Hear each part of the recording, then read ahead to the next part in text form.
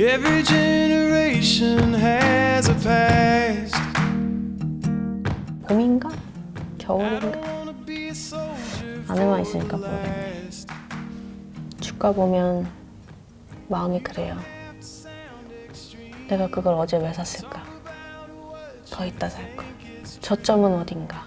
왜 나는 상투만 잡는가?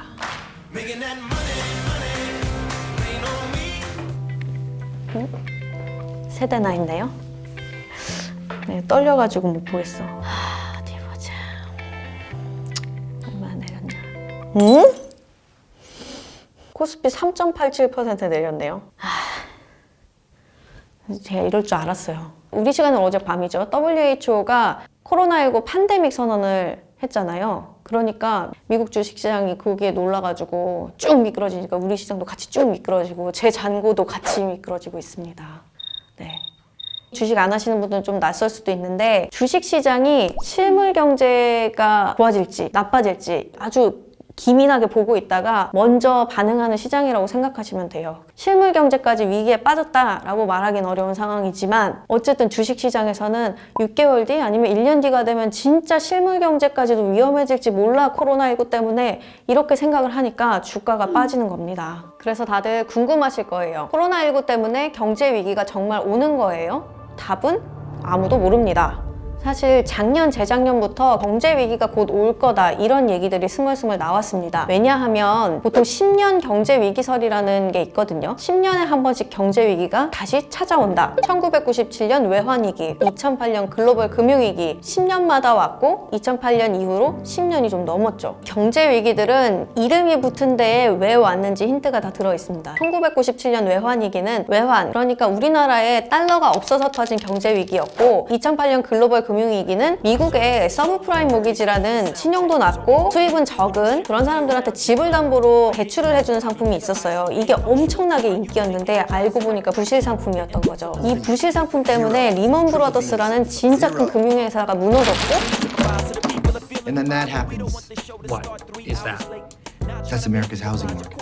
전 세계가 금융위기에 처하게 됐습니다. 그런데 경제위기라는 게 어떤 사건 하나, 어떤 일 하나로 터지는 게 아닙니다. 경제에는 사이클이 있어요. 좋을 때도 있고 나쁠 때도 있고 이게 계속 반복되는 게 경기인데 지금 사실 한국 경제는 이미 정점을 찍고 내려오는 국면에 있다고 보는 사람이 많은 상태였습니다. 근데 이런 상황에서 코로나19가 빵빵 터진 거죠. 코로나19로 시작해서 정말 경제 위기까지 이어질지 아니면 그냥 주식이나 아니면 서비스업이나 몇몇 부문에서 어려움을 겪고 금방 이겨내게 될지는 지나봐야 아는 겁니다. 이렇게 경제 위기가 오면 위기를 기회로 보는 사람들이 있어요. 영화 국가부도의 날이나 빅쇼트 같은 걸 보면 경제가 최악의 상황으로 곤두박질 치는데 그 와중에 돈을 버는 사람들이 나와요.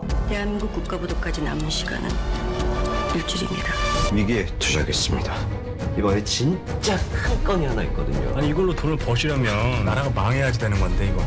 투자하려고 합니다. 불편한 이야기지만 자본주의가 그렇습니다. 누군가 돈을 잃을 때 누군가는 아주 싼 값에 살 수 있는 찬스가 되기도 하고 씁쓸하죠. 근데 이게 자본주의입니다. 그런데 이렇게 위기가 왔을 때 우리가 뭘 모르고 있으면 뭘 모르고 섣불리 투자에 들어가면 나는 돈을 잃고 누군가는 그 돈을 챙겨가는 거겠죠. 자본주의가 그러니까. 그래서 이런 위기가 왔을 때 우리는 어떻게 해야 할지 공부를 하면 정말 좋겠다는 생각을 해요.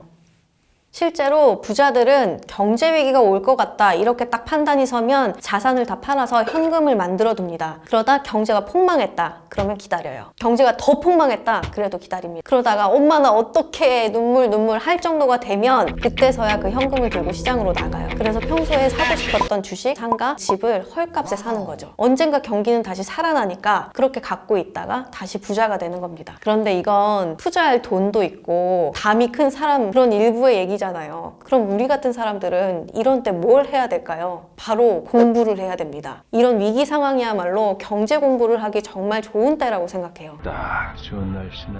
때는 2008년입니다. 제가 경제학도였던 때에 여느 날과 다름없이 눈곱만 떼고 신문도 안 보고 강의실에 갔는데 좀 분위기가 이상한 거예요. 교수님이 들어오더니 뉴스 봤냐면서 자기 본의 아니게 장기 투자자가 될 것 같다고, 주식 다 망했다고 이런 얘기 하시는 거예요. 그래서 그때는 경제 교수도 투자를 못 하는구나, 월가 사람들도 하루아침에 박스에 짐 싸서 나오는구나, 이렇게만 보고 넘겼어요. 근데 지금 너무 아쉬운 게 그때 하루하루 주식이 얼마나 내리는지, 환율이 얼마나 뛰는지 그런 숫자들을 받았다면 얼마나 도움이 됐을까 하는 안타까움이 있습니다. 만약에 이번에 경제위기가 온다면 우리 밀레니얼 세대가 사회생활을 하면서 처음 겪는 경제위기가 되겠죠. 이 시기에 뭘 배워두느냐가 남은 긴 재테크 인생을 좌우할 수도 있어요. 우리 밀레니얼 세대가 부모 세대랑 비교할 때 제일 많이 갖고 있는 자산이 뭘까요, 여러분? 바로 시간입니다. 우리가 살면서 최소한 2번, 3번, 여러 번의 경제위기를 또 겪게 될 거란 말이에요. 이게 다 투자 기회가 될 텐데 조급해하지 말자고요. 20대에는 사실 조금 있어 보이는 사람과 없어 보이는 사람의 격차가 그렇게 크지는 않아요. 근데 30대가 되면 진짜 자산 격차라는 게 있구나 라는 생각을 하게 됩니다. 연봉이 비슷한 사람들끼리도요. 40, 50대가 되면 돈을 어떻게 관리했느냐에 따라서 이 격차가 훨씬 더 커집니다. 20대부터 한 30대 초반까지는 돈에 대한 나의 철학과 투자 원칙을 세우는데 좀 더 집중했으면 좋겠어요. 경제 위기가 올 것 같다고 하면 어떻게 재테크를 할까요? 부자들은 자산을 다 팔아서 현금화를 시켜둡니다. 2가지 때문인데요. 하나는 안전장치를 만드는 것, 또 하나는 할인 찬스를 노리는 것. 이것 때문에 현금을 많이 갖고 있습니다. 안전장치를 만드는 방법은 뭘까요? 바로 달러 자산을 늘리는 겁니다. 왜 이렇게 하냐면 경제 위기가 오면 환율이 치솟습니다. 환율 1달러를 사는데 한국 돈 원화를 얼마를 줘야 되냐, 이걸 환율이라고 부르는데요. 경제 위기가 오면 환율이 치솟습니다. 달러 가치가 올라간다는 거죠. 왜 그러냐 하면 달러를 보통 기축통화라고 해요. 세계적으로 거래를 할 때 기준이 되는 통화가 달러라는 거예요. 그러니까 위기가 오면 달러 같이 확실히 가치가 보장될 만한 돈이 각광받는 거예요.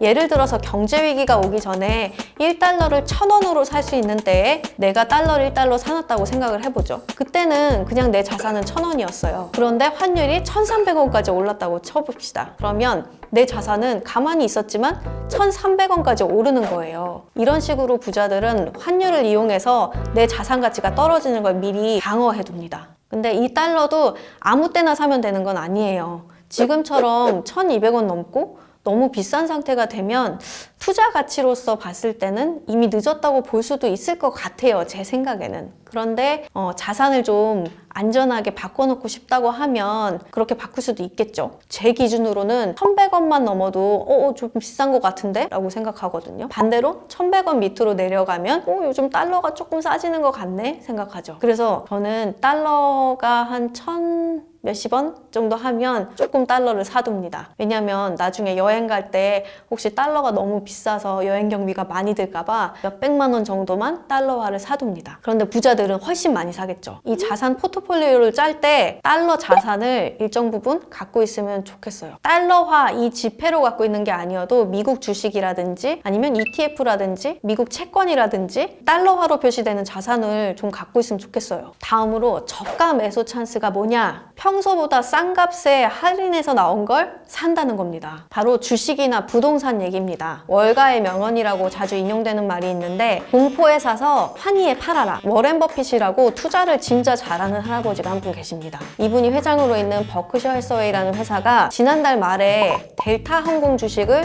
대량으로 샀어요. 나라마다 빗장을 걸어 잠그기 시작하면서 특히 더 안 좋은 게 항공업이거든요. 근데 잘 봐뒀다가 델타 항공 주식을 싸게 산 겁니다. 이 워런 버핏은 1987년에 주식이 대폭망했던 때가 있거든요. 그때 코카콜라 주식을 아주 헐값에 대량으로 사들여서 대주주가 된 걸로도 유명한 사람이에요. 그런데 주식이 언제는 싼 거고 얼마가 되면 비싼 걸까요? 제가 그냥 코스피 지수를 예로 한번 들어볼게요. 제가 2019년 1월부터 지금까지 코스피 지수라는 게 얼마나 변했나를 한번 찾아봤더니 2000에서 2300 사이로 움직였더라고요. 그리고 장이 안 좋을 때는 1900 가까이 갔기도 하고, 그러면 한 1900 가까워졌을 때는 조금 싼 것 같은데 2300을 넘겼다 그러면 대박 엄청 비싸졌다. 그래서 기사가 1900선이 깨졌다 이런 게 되게 충격적이라면서 나오기도 하고, 지난달 17일 이후로 개인 투자자들이 어떤 주식을 제일 많이 샀나 봤더니 금액 기준으로 볼 때 삼성전자를 제일 많이 샀다고 합니다. 그 기간에 샀던 주식 중에 40%가 삼성전자래요. 왜 삼성전자를 많이 사냐면 삼성전자가 우리나라에서 시가총액이 제일 큰 제일 안정적인 종목이거든요. 삼성전자 주식이 망할 리 없어 이렇게 생각하고 지금 장이 안 좋아서 조금 싸게 나왔을 때 사두겠다는 거죠. 그런데 오늘 주가 내리는 거 보니까 삼성전자 주식도 버틸 수 있을까? 없을까? 잘 모르겠어요. 투자 판단은 본인의 몫입니다. 혹하지 마세요. 내가 보는 안목이 있어야 뭐 싸게 샀다 쳐요. 근데 더 내려가면 내 마음은 어떨 건데. 그리고 올라간다 쳐. 그럼 언제 팔아야 되는지도 모르잖아요. 자기 판단을 할 수 있는 힘을 원의를 보면서 길러봅시다. 혹시 평소에 관심 있는 기업이 있었다, 이 기업 괜찮은 것 같아서 주식 한번 사보고 싶다 생각해놨던 주식이 있다면 한 주만 혹은 몇십만 원어치만 사보는 건 괜찮은 공부가 될 것 같아요. 대신에 그 돈은 없는 돈이다. 잊어버리고 있지만 생각은 나겠지. 근데 그게 포인트예요. 내 돈이기 때문에 하루하루 5%, 10% 깎여 나갈 때마다 이 내 세포들이 다 기억을 하게 됩니다. 맞아. 언제쯤 이렇게 내렸었지. 아, 그게 2년이나 지나서 올랐었지. 이걸 내가 진심으로 깨닫게 되기 때문에 정말 좋은 공부가 될 거라는 거. 근데 교육비입니다. 안 돌려줍니다. 환불 안 됩니다. 부동산도 이렇게 경제 위기가 오면 은행들이 대출을 잘 안 해주고 그러다 보면 자금 조달이 어려운 사람들이 많아지기 때문에 집을 갖고 있다가 급하게 내놓는 경우들이 왕왕 나옵니다. 미리 봐뒀던 매물이 있다면 그게 평소보다 얼마나 싼 건지, 이게 더 싸질 것 같은지 아니면 오를 것 같은지 그런 걸 알고 있으면 그런 것도 잘 집어서 살 수가 있죠. 경제 위기라는 게 사실은 꼭 기다릴 만한 건 아니에요. 저 같은 혹은 여러분 같은 평범한 사람들한테는 와, 진짜 싸게 살 투자 기회다 이런 면보다는 일자리가 없어지고 월급이 줄고 또 경제가 침체에 빠지고 이렇게 어두운 느낌으로 훨씬 더 크게 다가올 게 경제 위기거든요. 그렇지만 또 우리가 재테크도 해야 되니까 이런 위기에 주가가 얼마나 올랐다가 얼마나 빠지는지 또 환율은 얼마나 오르는지 미리 봐둔다면 다음에 위기가 올 때 내 자산, 내 재산 지키는 법을 조금은 터득할 수 있겠죠. 현명한 사람들은 내일 지구가 망해도 사과나무를 한 그루 심는다고 하죠. 내일 경제 위기가 오더라도 우리는 1일 1원이 하면서 열심히 경제 체력을 기르도록 해요. 오늘은 아무도 안 찾네요. 퇴근하면 될 것 같아요.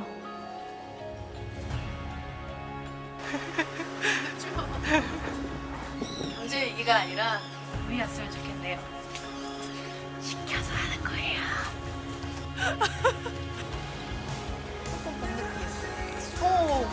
필 것 같아요. 꽃 처음 봤어.